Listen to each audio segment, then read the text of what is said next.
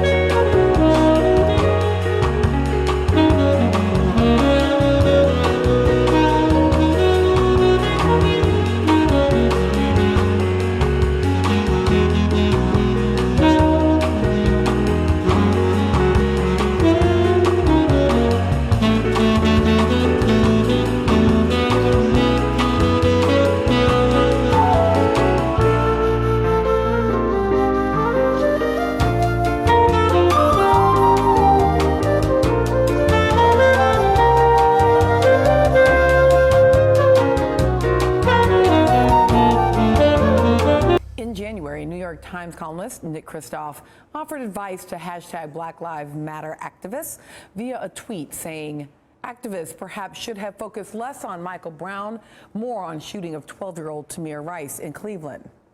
Kristof was roundly criticized for the implication of his advice. I even sent a letter to him on this program because the implication seemed to be that the only way to make victims of police violence worthy of justice is by erasing any traces of fallible humanity in their lives.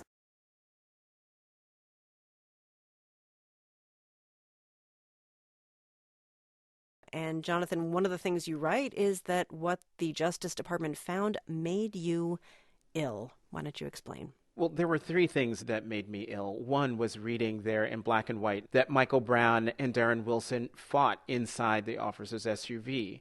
The second thing was reading again in black and white that DNA evidence and ballistics evidence shows that Darren Wilson and Michael Brown fought over his gun. And the third was reading the various witness statements, matching those up with DNA evidence and the ballistics evidence, and finding out with certainty that Michael Brown never had his hands up in surrender, didn't say don't shoot, and in fact was moving towards Officer Wilson.